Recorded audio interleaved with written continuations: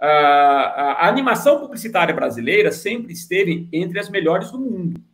Sim. Mas, a nível de animação para cinema ou série, pelo menos até esse período, né, sempre foi uma coisa muito difícil no Brasil. Né? A produção, mesmo o Maurício, com toda a estrutura que ele tem, né, veja que ele não lança frequentemente filmes no cinema. Qual foi o último que ele lançou? Acho que foi a Turma da Mônica, Uma Viagem no Tempo, eu acho. Acho que foi esse. Acho que foi, Acho que foi. Que, inclusive, dois rapazes, né, que trabalharam, foram alunos da nossa escola. Quer dizer, foi o último. De lá para cá, né, é muito difícil, né? Você... Acho que existe uma... Queria até que falasse isso, né? Você que esteve lá dentro do Maurício, né, nesses projetos de animação, tudo, né, um pouco sobre essa dificuldade também, né? A questão do virtuosismo publicitário brasileiro, mas na hora de tentar o cinema, esse problema que acho que envolve financiamento, tudo, né? Fala um pouquinho para a gente disso também. Então, são vários fatores. Primeiro, não havia, nem há ainda, mão de obra suficiente para se produzir um longa-metragem mesmo. O que se faz habitualmente, que a gente chama de longa-metragem, são pequenos curtas ligados, né? A gente faz uma ligação entre um curta e outro e vira um longa-metragem. Então, o que acontece? Qual é o primeiro agravante nessa história? O roteiro. Nós não fazemos roteiro para longa-metragem, né? Assim, e longa-metragem em desenho animado, principalmente. Os longa-metragens ao vivo, eles têm já uma tradição, né? Se faz já no Brasil, no mundo e tal. Mas em desenho animado, o que acontece? Você precisa ter um roteiro muito bom, um roteiro que prenda bem. Então, não temos mão de obra para ficar mantendo 5 anos, né, pessoas com aquela qualidade, com aquele padrão. Né? Então, o que acontece? São feitos pequenos curtas, filmes de 7, 10, 12 minutos, né, no máximo, acho que 12 minutos, e que é muito mais fácil de se produzir, né, e é feito por núcleos, né, um núcleo cuida de um filme, outro núcleo cuida de outro filme, para produzir paralelamente em um tempo X, né, são unidos esses filmes, são editados, né, através de ligações, tal.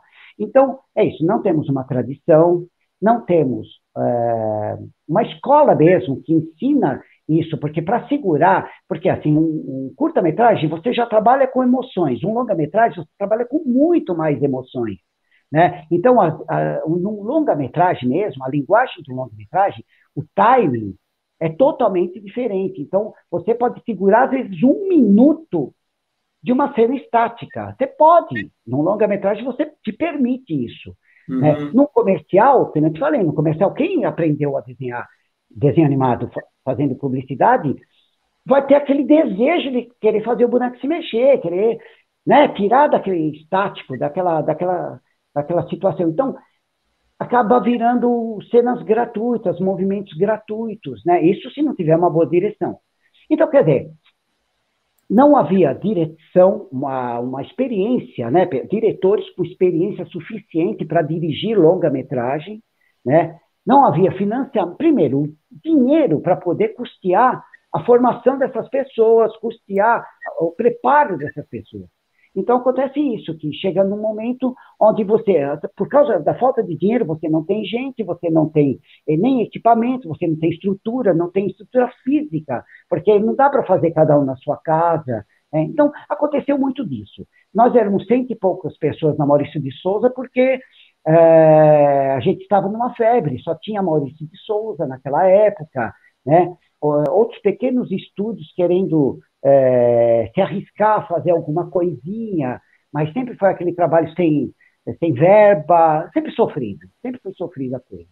Mesmo na Maurício de Souza, a gente ouvia falar que um filme americano custava 20 milhões, quando a gente tinha verba era 1 milhão, vamos dizer, era 20 vezes menos do que um filme americano, você entendeu? Então, tinha uma verba, mas não era nem perto da verba necessária.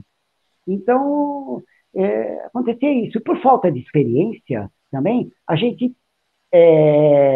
perdia muito material, fazia à toa, sabe, cenas que se perderam, porque muito material era editado, na hora da edição, não estava bem harmonioso o negócio, não estava bem conjuminado, as coisas, então, eram suprimidos trechos. Em desenho animado não se suprime, não pode.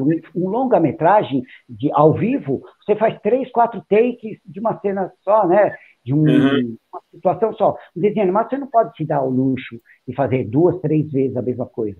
E a gente, lá na Maurícia, às vezes a gente fazia mais, fazia menos, ou não fazia certo. Aí tem que ter O cantor, segmentação. me diz uma coisa, nessa época ainda, o processo da animação era aquele processo tradicional, né?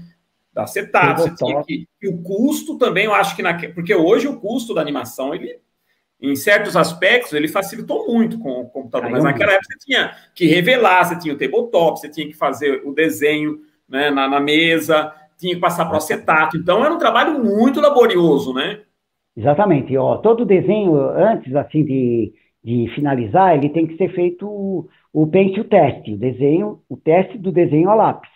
Então, o pencil teste, no dia de hoje, assim, você faz no seu computador, você faz o preview, né? Chama de preview. Tum. Você já vê o que está acontecendo e você vai e finaliza. Naquele tempo, o teste tinha que ser filmado, e esse teste tinha que ser revelado. Ele levava dias, levava um tempo para isso acontecer. Então, às vezes, a gente tinha que pôr os pés pelas mãos.